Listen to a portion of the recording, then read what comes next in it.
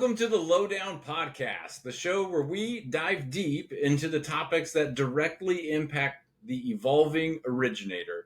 I'm your host, Connor Bartley. Bam! And joining me today, it's a pleasure. We've got Ed Moloney joining. If you're ready for a high energy conversation, buckle up. Ed is one of the highest energy guys I know. You know, he got into this business from being an accountant.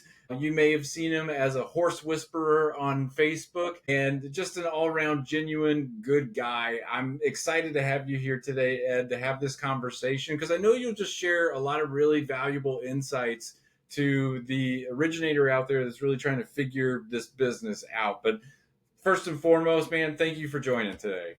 Connor, thanks for having me. This industry is such a blessing. I was an accountant clerk to CFO roles from the age of 19 to 31.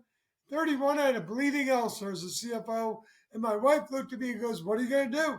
I go, "I'm going to go get my master's in accounting." She proceeded to tell me some not polite words.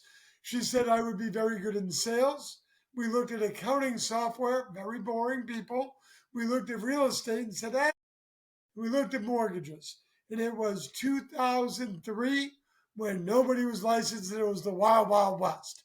Not a good time for an accountant to get in, but that's when I get in. And 22 years later, I still stand in this crazy business. It's amazing, man. Well, so I know you've been through several different market cycles. You've seen just a lot in that 22 years. I mean, there's just been a lot that's happened. 2008 financial crisis, COVID, everything in between. And I guess what has really stood out to you in navigating all of that that's been just like your North Star? Like what has really held it all together for you? I think for me, it's consistency. I'm not that flashy kind of sales guy. I'm a former accountant. It's all about education and numbers. For my volume every year, my amount of referrals from realtors compared to other people in my volume is much lower.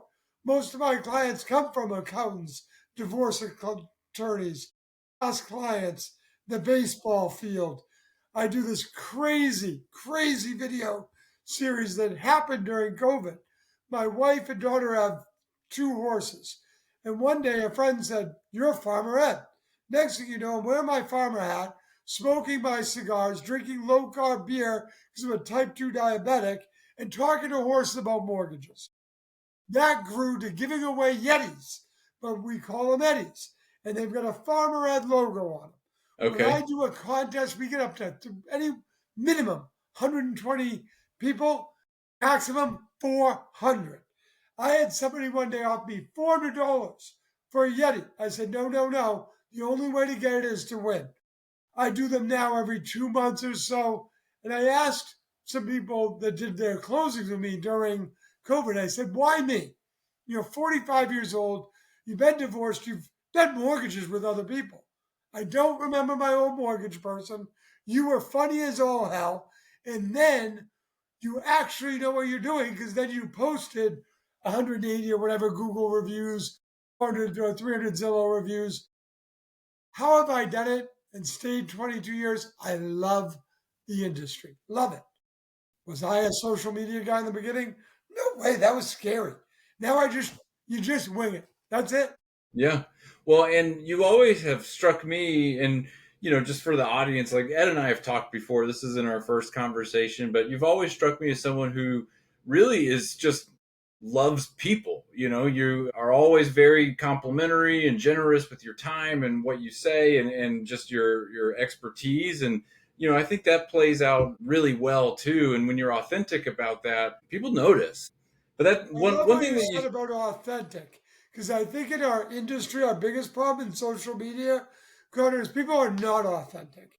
They're Mhm. not who they are. If you go on LinkedIn, I'll show pictures of me fishing, or just showed an event with some of my past clients, or talk about my kid who's 17 and a chef. And people have yelled at me, literally called me up and said, "That's not a place for LinkedIn." I'm like, don't really care what you think. Right. Because to me, I want people to know who I am. I've had people say, "Oh, you shouldn't smoke a cigar on social media." Some people won't. You know what? If that's the case, or you shouldn't be working from your boat and showing people. Man, I answer this damn cell phone quicker than anybody else. I Yeah. get back to people quicker. I wouldn't have all the darn reviews. So I guess my thing is, in a world that people just post, I'm the greatest realtor, I'm the greatest mortgage person, I sold house. You got to be authentic. You got to be you. Otherwise, that's going to be white noise. People aren't even going to pay attention. You taught me something on one of the locos was tell the story of the closing. I don't know if it was you or one of the other members. And we implemented that. We're always trying to learn from others. That's it. Yeah. It's a Yeah. fun business. Absolutely. I subscribe to different things to keep myself educated, and I get a weekly newsletter from a guy named Justin Welch.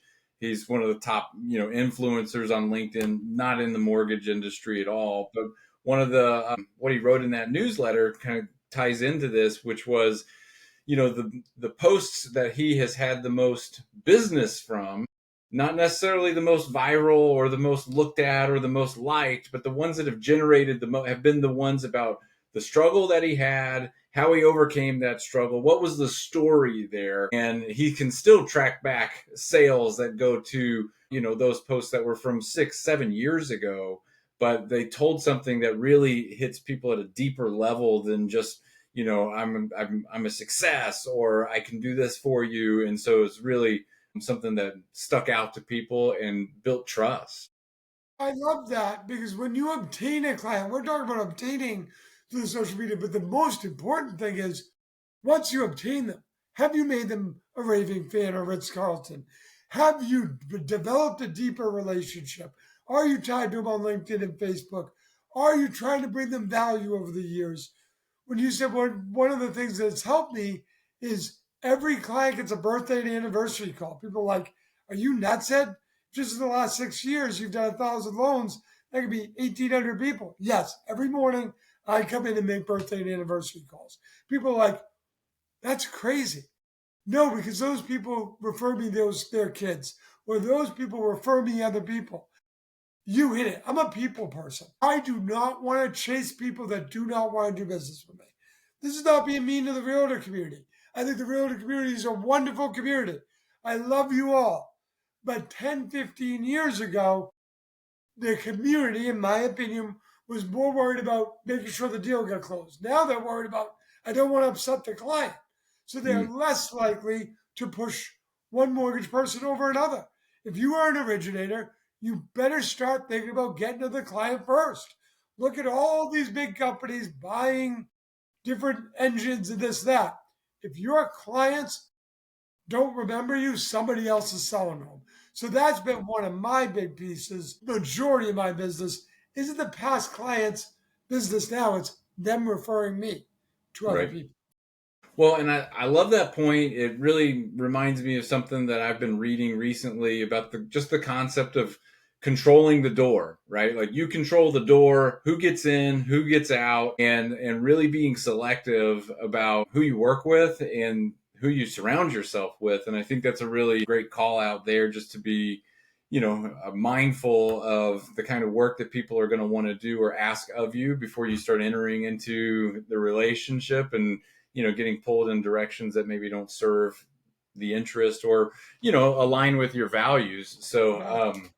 that's important. But one thing I really wanted to call out here was the number of reviews that you mentioned that you had, and it's all of that, which is phenomenal, because I know you can research different loan officers and look to see. And I'd even seen some correlation once I did kind of like my own little small case study, looking up 20 or so, and just production levels to see if there was a correlation between reviews. And yeah, I mean, it was pretty obvious. The higher producing originators had more reviews. So I'm just curious, is there anything that you do to request those reviews in a way that gets more response, or how are you working with that? So we're going to go back in history 22 years ago. There was no real Zillow, there was no real Google, but there was LinkedIn. And I came from an accounting career. So the first thing I did was ask for people for reviews there. Why? I believe and still do. If you write something, you're more willing to speak it. Let me repeat that. If you write something because you're thinking about it and it's going to be out there for people to see, you're more willing to speak it. So back then, I wasn't thinking of people looking at my LinkedIn reviews. I was thinking of the person doing the action.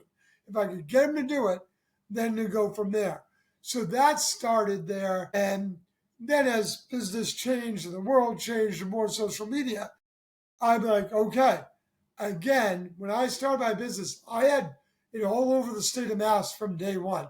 I, being the former accountant, said, I don't want to be in this little area. 2 realtors hate me, and now I'm dead because these 3 towns, nobody will talk to me. So Right. from day one, I got business all over the state. So I'm like, okay, well, I need to get reviews. So what we do is day one, we ask the client, how were they referred to us? Maybe they were referred to us by somebody that did a review for us. Then we're saying during it, our goal is your satisfaction. Halfway through the process of underwriting, I'm calling saying, are we hitting your expectations?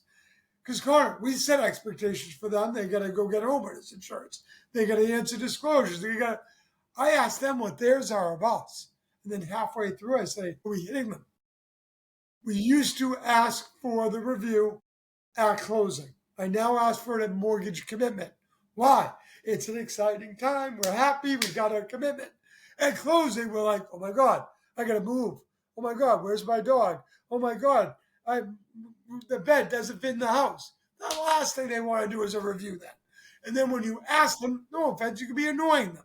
So ask early, then maybe ready at closing, then wait 2 months. And I always say to people that are researching me, they're talking to me and 2 other mortgage people, I'm like, look at my reviews. I don't care they're 5-star. I don't care how many.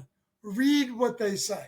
And if you don't hear, Ed has passion. He loved me. He made me not want to jump off a mountain. He made it fun in a not fun time because I was going through a divorce.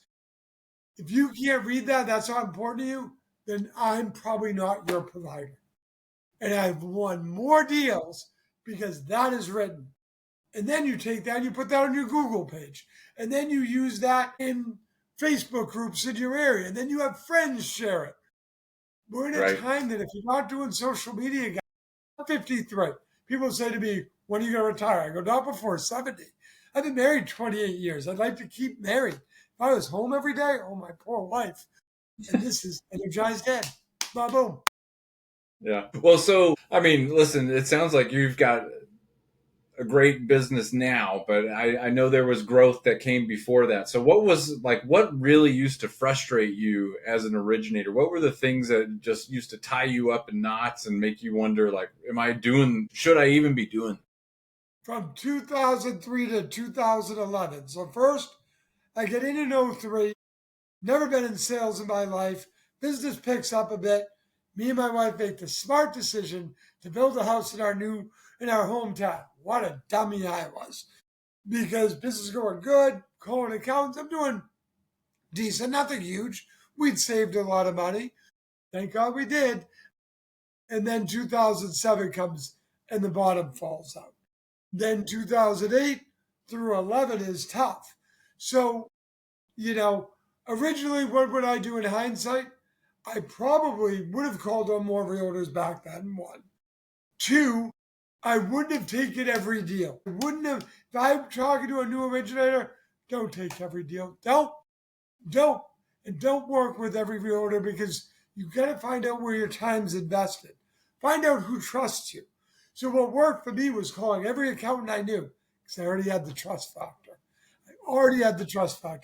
Now I called them and said, Connor, you're an accountant. What do you need? And I need new employees. Nobody wants to get into accounting. Good. Give me a job description. Let me reach out to a bunch of people. Let me post on LinkedIn. Let me do this, that. So it was give. And then it was Connor, when you're doing taxes for people, this is what I need. I have only been in business 2 years, but I've got a mentor. I've got a team. I knew that people were going to look at me and go, great, you're a former CFO, but you don't know crap about mortgages because you've been here 2 years. I would build that team around me. I would already be ready for the objection they may not be saying, but it's going through their head. Because people say to me, well, it's easy for you. You've been doing it 22 years. It wasn't freaking easy. It's still not easy. We all start every day at zero. Connor, when you're recruited and you're talking to your team, they all Yeah. start at zero. Every Every day we day's a start new at zero. day. Yeah, and sometimes that you stack up zeros, and it can feel really overwhelming or just stressful, and you just got to keep pushing through that. And I love that you played the game you knew you could win first, right? You went to the accountants, you were able to build those relationships, knowing that you were at a disadvantage with the referral, or with your Yeah, I'm not a inexperience so sales far. guy. I do no realtors. I'm brand new. Yeah, but when the accountant is now vouching for you, your experience starts to become irrelevant at that point, right? Because now they're saying, "Hey, Ed's great." So now you're already, the client trusts you even more because of that. So I think it was really smart what you did. That's And don't get me wrong, do I work with a select group of realtors? Yes. But we're taught in this industry the minute we get in, chase realtors, bring them donuts, bring them Lay's potato chips, bring them a Diet Mountain Dew. Yes, that helps me with my energy. But the reality is, bring them value, bring them education, bring them. One of the things I talk about is how to leverage LinkedIn in your past career to build business. mm, I still get business out of CBS and Fox in my local area because people that were salespeople then that were my salespeople when I was in accounting at both broadcasting companies used to call me, get ready, sales prevention, because I was the accountant. And now they may be in their 60s and they're sending me their stepchildren saying, you yeah, need to come to him. And I yeah, had one client say to me, thank you. I said, Miss XYZ, why are you thanking me? You sent me your two stepchildren and they were great to work with. She goes, you made my relationship stronger with my stepchildren. Thank you. If you don't get jacked up about that, you shouldn't be in yeah, this business. You need to want to make people happy. The side effect of that is you get more business. But if you're just looking for how to be slick and that, this generation's different. You might have got away with that crap 15 years ago, but yeah, now it's all about bringing value, being transparent, not worrying that you're everybody's cup of tea. I'm not everybody's cup of tea. But if I'm good at what I do, I'm honest, I'm transparent, I'm not just focused on one area. Oh, I'm going to get all my business from realtors. You're going to get pretty miserable. That's my yeah. opinion. Well, and I think to your point, it's important to know that you're playing a long game too. And, Yeah. if we get stuck in just in any sales in general, but if you're just going from one deal to the next and you're not doing anything to farm out for the future, or just plant seeds, build relationships, get into the game down the road, then, eventually you're going to burn yourself out, honestly. I mean, I know a lot of I think I read a stat somewhere that the average realtor works with 17 lenders, and I did some research on my own on just a sample in the data that I have access to, and the average producer is funding just under 3 loans per agent. And so if you want to get to where you're doing 80, 90, 100 units a year, it's going to be really hard if you're doing that with 45, 50 different agents to keep all those plates spinning, to stay balanced, to be able to manage all of those relationships. So being transactional in that situation really starts to fight against you. You just hit it, Connor, perfectly. That the realtors can send you business. And it's funny, I looked up some mega producers, and most of them are getting onesies from 200 or 20 or whatever agents. Very few are getting 3 or 4, and a lot that are, I'm going to be blunt, are buying it. They're doing, MSAs or this, that. That's, you know, not here nor there, positive or negative. But the reality is, every time you talk to a client, you need to build that relationship deeper so that they want to send you business. There's all these different coaching, Buffini and everything else. A lot of my realtors do Buffini. I'm never too busy for your referrals. It gets annoying. Don't always say that. Bring them value. Don't always ask for business. My wife will say that before we got into the business, what was her name? Marie Dixon. Marie Dixon was a realtor. She's retired. She used to bring my wife a poinsettia plant every Mother's Day. Silly. When I got in the mortgage industry, I'm like, well, if we sell our house, we're going to give it to 4 realtors. My wife's like, no, we're not. We're giving it to Marie. I love Marie. Marie loves me. Do something different, but don't be salesy saying, never. And again, that's nothing against Buffini. That person says it to you 17 times. You're like, okay, all you care about is freaking referrals. Go away. Be I get you. it. Yeah. Yeah, that's great. So, what are you working on from a skill standpoint right now to stay sharp, to evolve, to continue, just your own personal journey professionally? I love it. About 3 years ago, I decided to reach out to several producers all over the country that were 32 or under, 5 years of the business or under. And we have a Okay. call now with four of them and me. My goal was to get sharp on the new social media stuff. I have no fear of doing anything, but I have no Yeah. knowledge of doing stuff Sure. either. Yeah. Yeah. So I have a group now. One is out of Ohio. He's a Union Home. One is out of Guild. He's in New England. And one's tied to my company. And then one was at a MI company. She was one of the best social media people. Then she went into mortgage across country to another. And now she's selling competition to Encompass. She used to Okay. be on the call. So we do once a month. We all come with ideas. I'm picking their brain on TikTok or Instagram, and they're picking my brain on being an old guy and how you get through crap. But that's what I do to keep myself fresh, to keep myself young. My pocket is always full of business cards. People think it's stupid. No, it's not. I was on a fishing boat 3 weeks ago. I fish avidly, my own, and charter boats. Gave a young man a card. He's probably 30.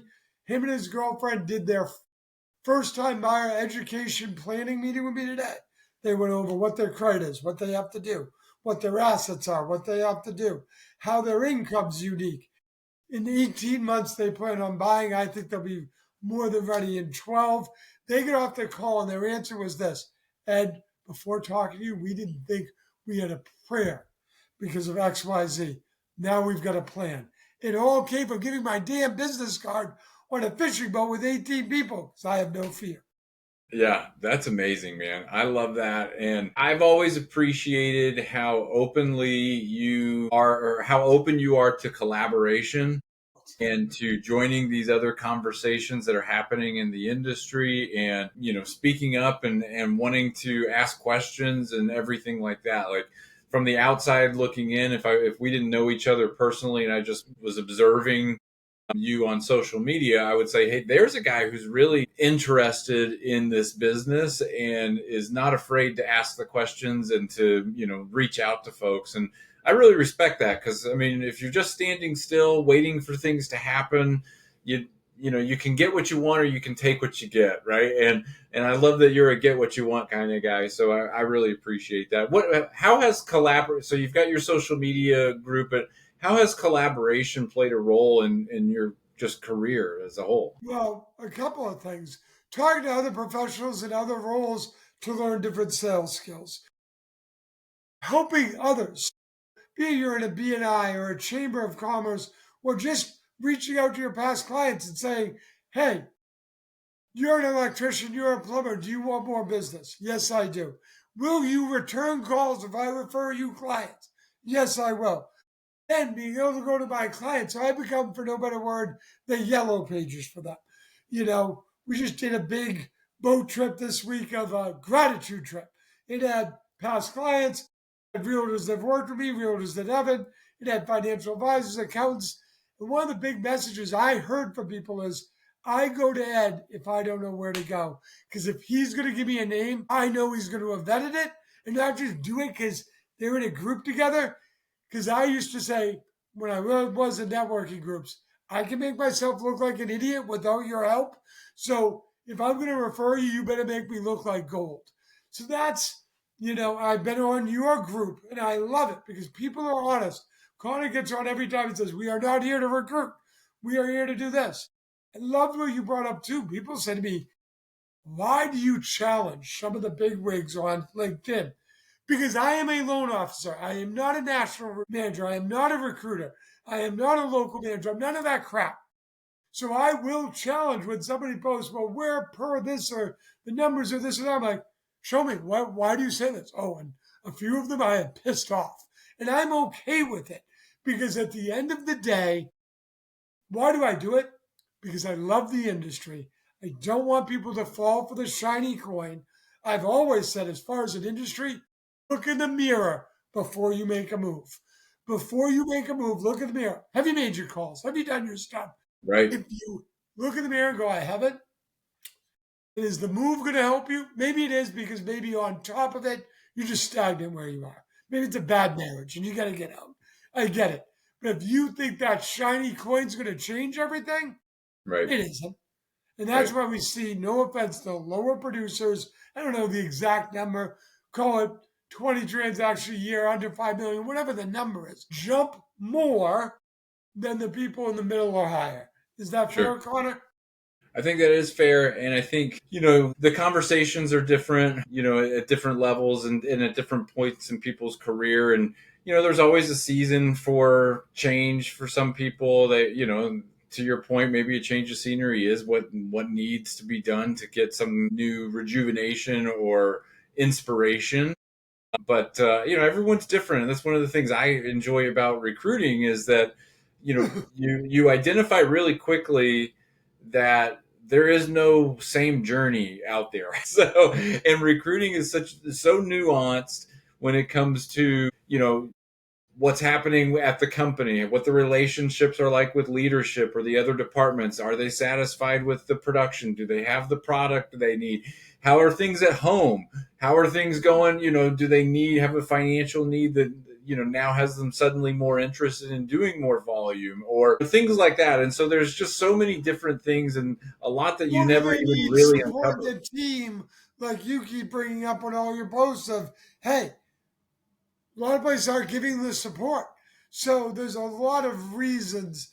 But I think, looking in the mirror first, being consistent. One of the things I learned was more following out sports. Larry Bird, to date myself, or Michael Jordan. How many free throws, how many practices, or Allen Mhm. Iverson, who said, Yeah. practice? Who needs practice? Well, he was out of the league, one of the most talented players. So I'm always impressed by the people that are consistent at being consistent. I think if you look at that person that's really healthy, they've been consistent at being consistent. I'm nothing special here, guys. I just love this industry and I'm always trying to learn. Have a passion, find a niche, don't find a niche, but always be thinking how you can help somebody else, and Yeah. it'll come full cycle. Yeah. I mean, I've called you in the past. I've called others that we know that are recruiters and said, "Hey, I saw your post. I loved it. You hammered it." Or, "Oh my God, did you really mean to say this? Because I don't know what the heck you were doing." And at the end of the day, they are thankful that I care. Yeah. Yeah. I've had people call me because we call it Edlish. I'm not a very good writer. Just follow my LinkedIn and Facebook. Spelling check is not my strength. And that's why every once in a while I'll use the chat thing. And I'm like, Yeah. this isn't me. Because everybody's going to Right. know it Yeah. wasn't. Don't try to be a perfectionist. Enjoy the freaking journey. And if you're burnt out, go find another job. There's too many people miserable in this. And don't worry about push button, get mortgage. Because everybody's saying AI, this, that. Do your job. Work hard. Bring value to people. If I listened to all this technology crap, I would have been out 18 years ago when it was push button, get mortgage, we're all gone. That's what we all heard. I'm still here 22 years later. Right.